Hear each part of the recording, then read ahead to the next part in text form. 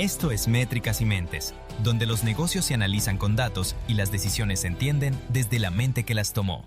Pensemos por un momento en el sueño absoluto del mundo de los negocios. Esa fantasía que te venden desde el primer día en la escuela de administración. Claro, la clásica historia de éxito de garage. Exacto. Imaginemos construir un boletín informativo desde la habitación de la universidad, rodeado de cajas de pizza, apuntes por todos lados, y hacerlo crecer a puro pulso. Y no estamos hablando de un crecimiento pequeño, digamos. No para nada. Hablamos de alcanzar ingresos de más de $75 millones al año, armar un equipo de 200 empleados y finalmente vender la empresa por millones. O sea, la cima de la montaña. Literalmente. El final del juego. El momento en el que se supone que suena la música épica de fondo y los créditos empiezan a rodar.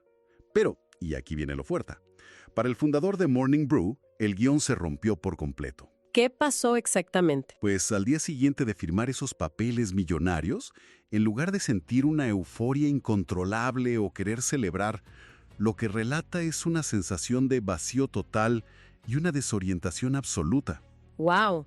Es un contraste verdaderamente brutal frente a la narrativa que siempre nos enseñan, ¿verdad? Totalmente. Porque, la cultura popular nos condiciona a esperar que el éxito financiero extremo traiga consigo una resolución casi mágica de todos los problemas existenciales. Sí, como si el dinero fuera un botón de reinicio para la felicidad. Exacto, pero la realidad psicológica es muy distinta.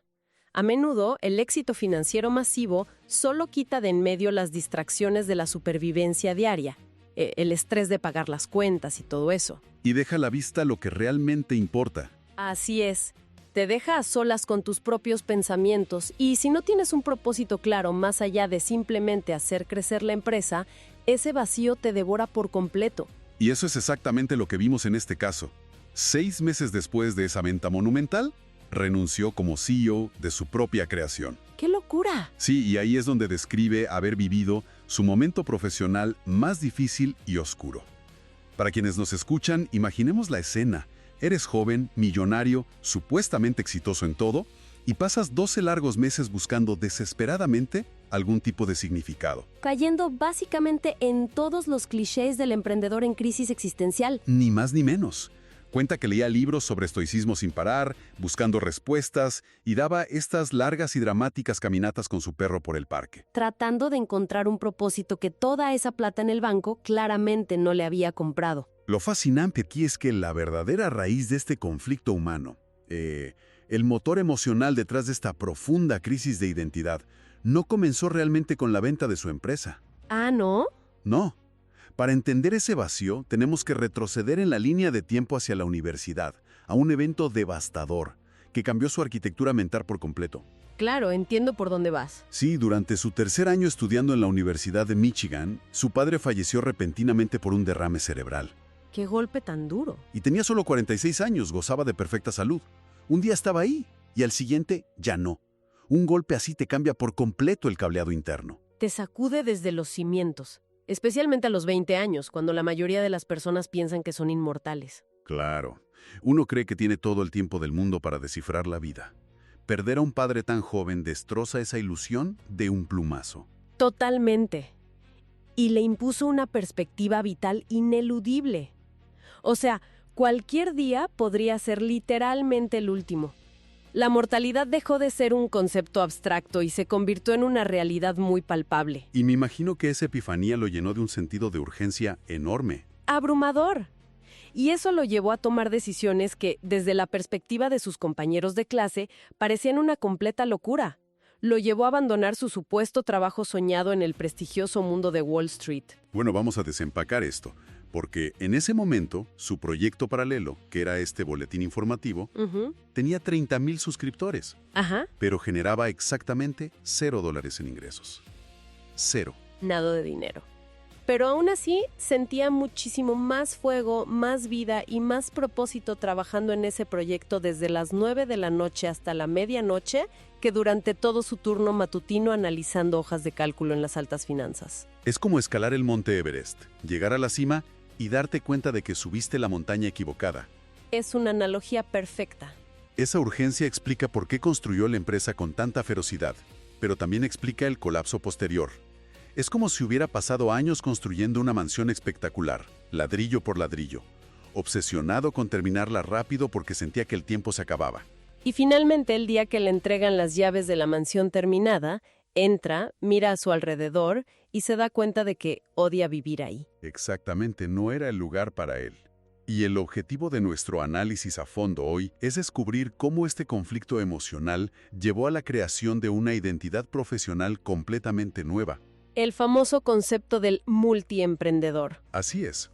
Y lo más importante, vamos a desgranar cómo funciona esta maquinaria para entender si es posible replicar este nivel de éxito sin perder el alma en el proceso. Es una transición vital porque al darse cuenta de que el modelo tradicional de ser el CEO único, el líder solitario en la cima de la pirámide, lo había agotado hasta dejarlo vacío, este fundador tuvo que inventar una nueva forma de operar, casi por supervivencia psicológica. Claro, no podía volver a meterse en la misma jaula corporativa que acababa de abandonar. Exacto.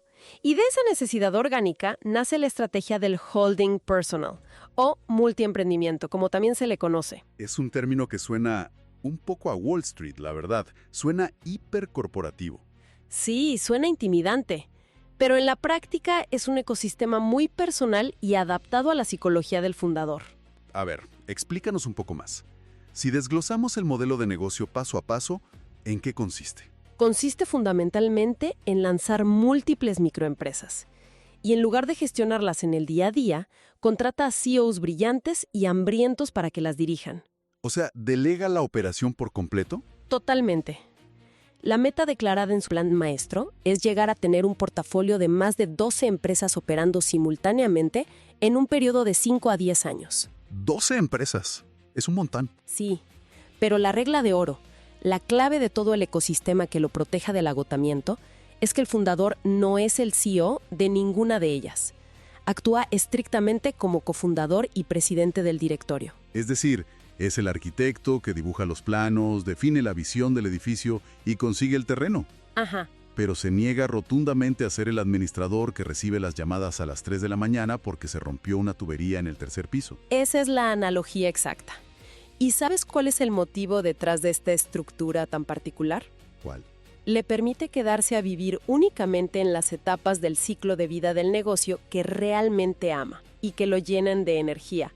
Él prefiere la fase que podríamos llamar de pueblo y aldea. Pueblo y aldea. Sí, esa etapa de taller de garaje, donde todo es creatividad, caos, probar prototipos, mancharse las manos armando la idea inicial y encontrar a los primeros clientes. Claro, la parte emocionante. Exacto, pero detesta profundamente la fase de ciudad y estado o de edificio corporativo, donde el trabajo deja de ser creativo y se reduce a burocracia, optimización de márgenes y asistir a interminables reuniones de presupuesto.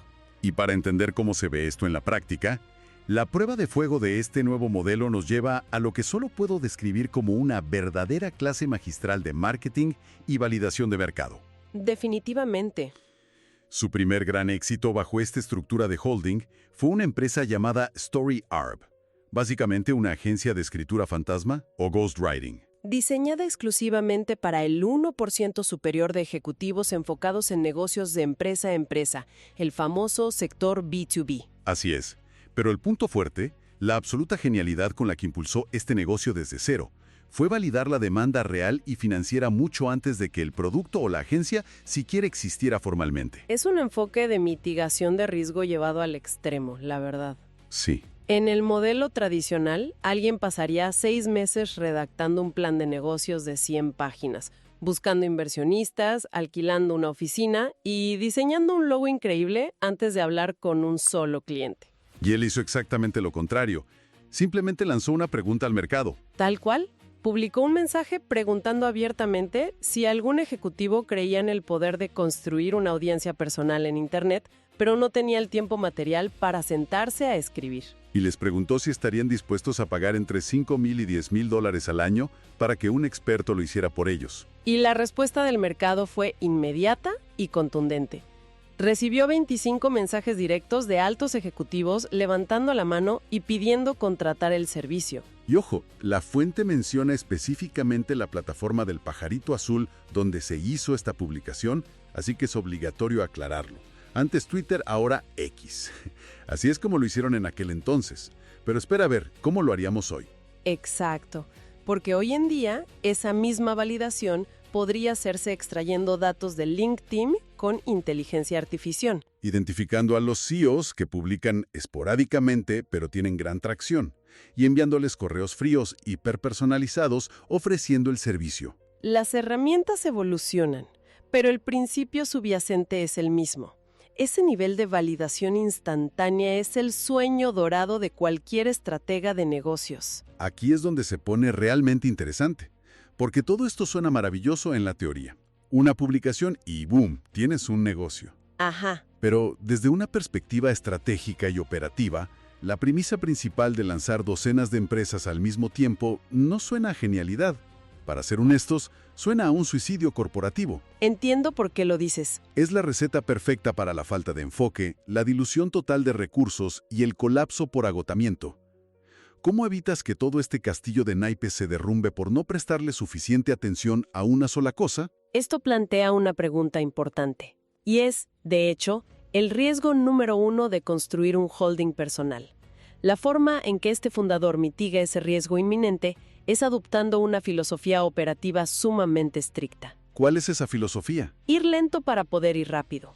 Básicamente, el holding no se permite el lujo ni la distracción de lanzar una segunda empresa, hasta que la primera haya alcanzado de manera indiscutible lo que en tecnología se llama the product market fit. El ajuste perfecto entre producto y mercado. Exacto. En otras palabras, no empiezan a acabar los cimientos de la segunda casa hasta que las paredes de la primera estén hechas de concreto puro y el techo no tenga ni una sola gotera. Así es.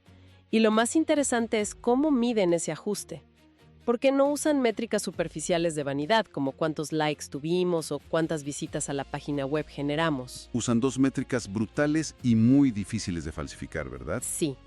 La primera métrica es que el 50% de los clientes actuales recomienden proactivamente el servicio a sus contactos. Y hay que entender la psicología aquí. Estamos hablando de altos ejecutivos.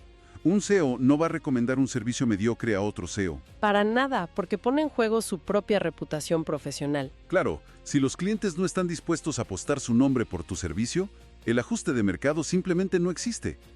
Ese es un estándar altísimo. Entiendo la primera métrica. ¿Y la segunda? La segunda métrica es la retención pura y dura.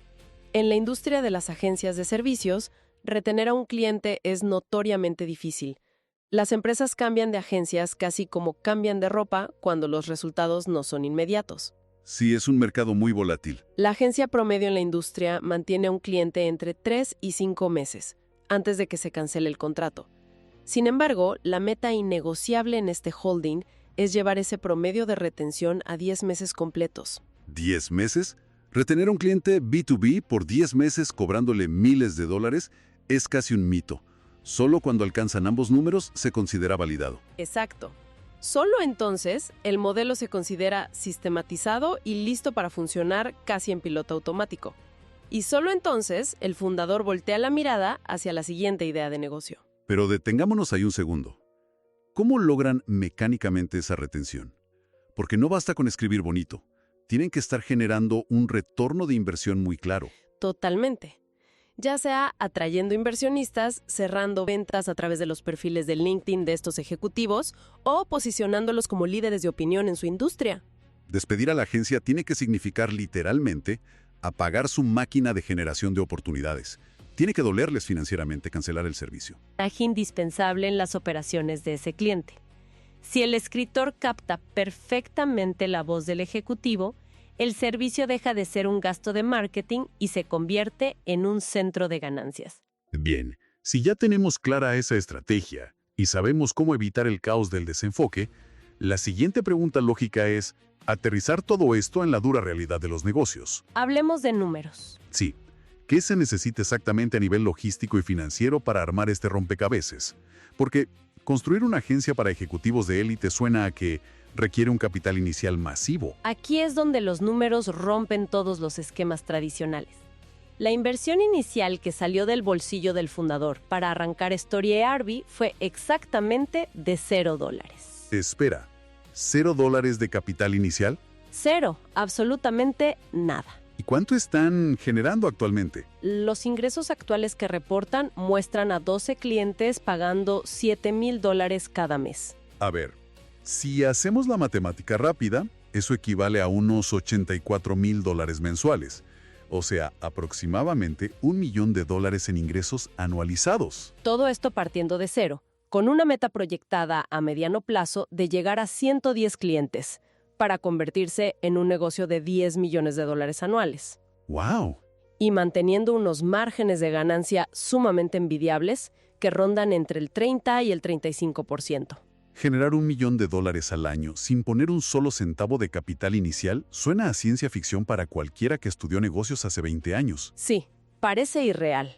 Para quienes nos escuchan y piensen que necesitan ahorrar $100,000 o pedir un préstamo masivo al banco antes de poder emprender, estos números destruyen esa excusa por completo. Y es posible única y exclusivamente porque vivimos en lo que muchos analistas llaman la edad de oro del emprendimiento. Las barreras financieras simplemente colapsaron. Exacto. El costo de fracasar en un experimento de negocios nunca ha sido tan bajo en toda la historia. Si tu idea fracasa hoy, pierdes un fin de semana y quizá $20 en el registro de un dominio de Internet. No pierdes tu casa. Pero hablemos de cómo opera esto en la realidad, porque asumo que no administran un negocio de $1 millón usando hojas de papel y una calculadora. Definitivamente no. Las barreras tecnológicas se evaporaron gracias a herramientas muy específicas. Si analizamos la infraestructura, vemos plataformas que cualquiera de nosotros puede abrir hoy en una pestaña nueva del navegador. ¿Cuáles son esas plataformas exactamente? Bueno, vemos a LinkedIn y la plataforma X para captar la atención inicial y validar ideas. Vemos a Slack, que es fascinante porque ahí fue donde literalmente conectaron a los primeros clientes con 2 escritores independientes para arrancar las operaciones sin tener una oficina física. Increíble. Todo virtual. Todo. Utilizan Product Hunt y Kickstarter para probar nuevas ideas masivamente ante miles de usuarios. Para el comercio electrónico, levantan tiendas en Shopify en cuestión de horas. Operan boletines informativos complejos usando Beehive. Y para organizar toda la información, usan bases de datos dinámicas como Notion y Artivo. Quiero profundizar en eso último, porque enumerar estas herramientas es fácil, pero el verdadero truco está en cómo interactúan entre sí. Por ejemplo, también mencionaron la automatización pura con herramientas como Zapier, Make y el uso estratégico de inteligencia artificial. Ajá, esa es la verdadera magia.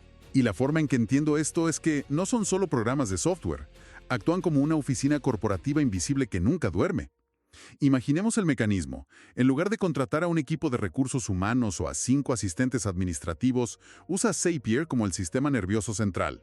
Exactamente. Si un alto ejecutivo llena un formulario mostrando interés, Zapier automáticamente le crea un perfil de cliente en Airtable, le envía un acuerdo de confidencialidad redactado por inteligencia artificial y le avisa inmediatamente al redactor asignado a través de una notificación en Slack. Todo ocurre en segundos. La razón por la cual los márgenes de ganancia son tan altos. Estás operando una maquinaria corporativa entera por quizás $50 al mes en suscripciones. Es una locura. Si conectamos esto con el panorama general del holding, hay algo fundamental. El software más avanzado del mundo no lidera a las personas ni toma decisiones estratégicas críticas. Claro, la tecnología tiene un límite. Así es. La verdadera maquinaria detrás de un multiemprendimiento exitoso no son las líneas de código ni las automatizaciones. Es el talento humano de primer nivel. Ah, claro, los CEOs. Exacto. Para poder delegar el control absoluto y escalar el portafolio, el fundador tiene que contratar a esos CEOs. Y lo hace buscando atributos muy específicos, enfocándose en lo que él define como cualidades que no se pueden enseñar. Aquí tengo que cuestionar un poco esa premisa. Cuando dicen cualidades que no se pueden enseñar, suena increíble en un libro de liderazgo, pero en la práctica es resbaladizo. Entiendo tu punto. Hablan de buscar un cerebro obsesivo y una ética de trabajo implacable, pero decir buscamos un cerebro obsesivo suena a una receta perfecta para contratar a un adicto al trabajo. Alguien que no duerme, que trabaja 20 horas al día y que inevitablemente se va a quemar y a renunciar a los 3 meses. Sí, es un punto de escepticismo muy válido. Pero la clave aquí es cómo definen obsesivo. No se refieren a alguien que caliente la silla en la oficina durante 18 horas seguidas. ¿A qué se refieren entonces? Se refieren a cómo funciona el cerebro del candidato frente a un problema complejo. Buscan un nivel profundo de pensamiento crítico. Quieren saber en qué piensa esa persona mientras se da una ducha o pasea al perro. Está analizando la estructura de incentivos de la industria. Está buscando patrones invisibles. Entiendo. Es una obsesión intelectual no solo trabajar por trabajar. Exacto. Buscan a alguien cuyos valores personales estén alineados con la visión del holding. El fundador lo deja clarísimo. A la hora de reclutar, siempre va a preferir contratar la humildad, la curiosidad genuina y la determinación por encima del talento puro, que a veces puede ser brillante, pero indisciplinado o arrogante. Y por supuesto, no puedes atraer a ese tipo de talento a personas que esencialmente podrían fundar sus propias empresas ofreciéndoles un salario promedio y un bono de Navidad. Definitivamente no. Vaya que los recompensan por asumir ese liderazgo. Los paquetes de compensación reflejan exactamente lo que esperan de ellos. Los salarios base para estos directores van de los $100,000 a los $200,000 anuales. Que ya de por sí es un muy buen salario. Sí, pero el verdadero gancho, lo que hace que un pensador obsesivo acepte el trabajo, es el capital. Reciben entre el 10 y el 50% de las acciones de la empresa que dirigen, además de recibir distribuciones de ganancias trimestrales en efectivo. Y esa estructura de incentivos lo cambia todo.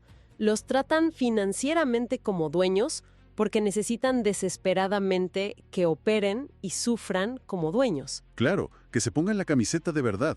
Si la empresa pierde un cliente importante, el CEO tiene que sentir el golpe en su propio patrimonio, no solo reportarlo en un documento. Exactamente. Entonces, ¿qué significa todo esto a nivel filosófico para el fundador original?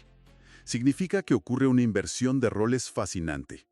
El líder de un holding personal tiene que tragar su ego y verse a sí mismo no como el jefe intocable, sino como un producto o un servicio a disposición de sus propias empresas y de los CEOs que contrata. Si el fundador no aporta un valor masivo y constante, ya sea a través de su visión estratégica a largo plazo, su red de contactos con inversionistas o su experiencia navegando crisis, simplemente no tiene la autoridad moral ni profesional para exigir retener la mayoría del capital. Ni tiene el magnetismo necesario para atraer a ese talento de primer nivel.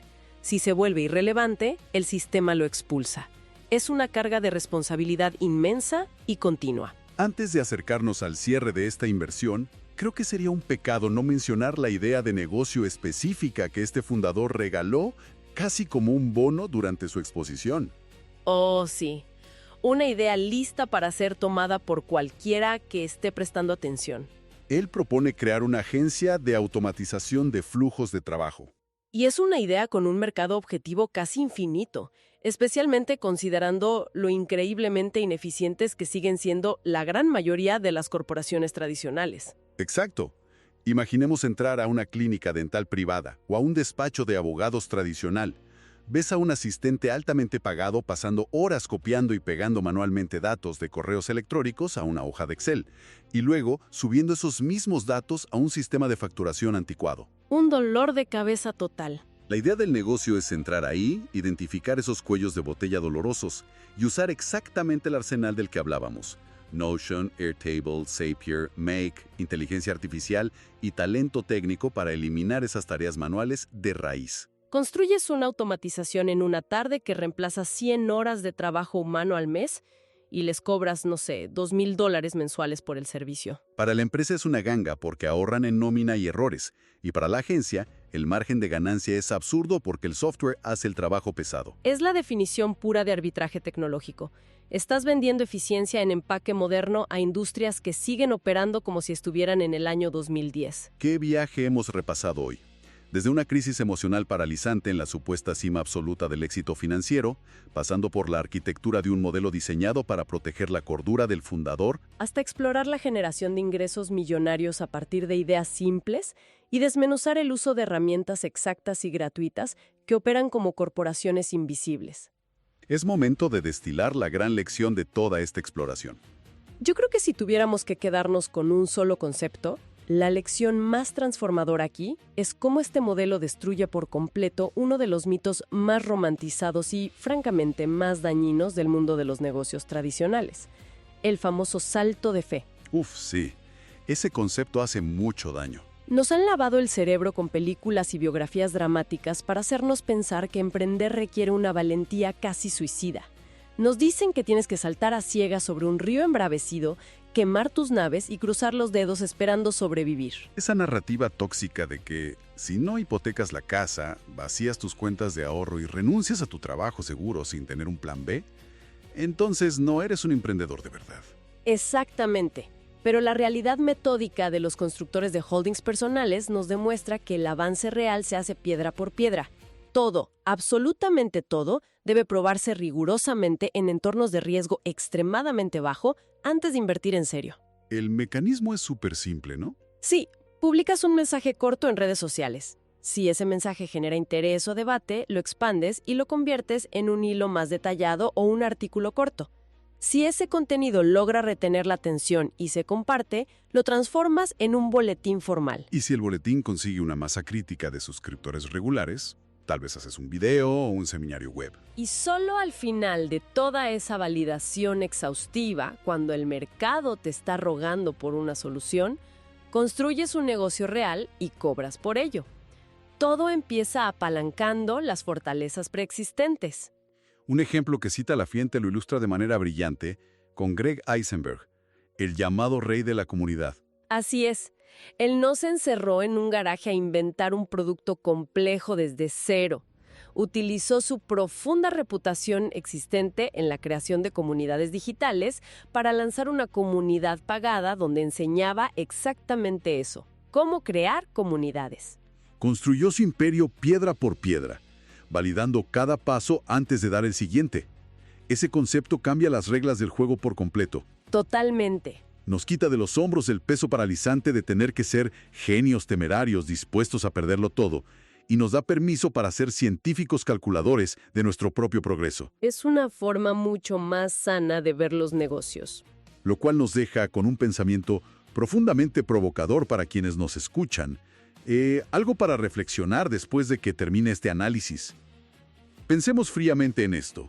Si el costo financiero del fracaso en la era digital de hoy es prácticamente cero, Ajá. si está documentado y probado que alguien puede construir un negocio que factura $1 millón al año sin invertir un solo centavo de capital inicial, simplemente armando un grupo gratuito en Slack, usando herramientas de automatización de $20 y conectando la demanda insatisfecha con la oferta experta, Las excusas se acaban. las excusas se acaban. ¿Cuál es esa pequeña piedra que estamos ignorando hoy en nuestras propias vidas o industrias? ¿Cuál es ese problema evidente, esa ineficiencia dolorosa frente a nosotros que no atacamos simplemente por estar demasiado ocupados paralizándonos ante la idea ilusoria de que necesitamos dar un salto gigante y arriesgarlo todo?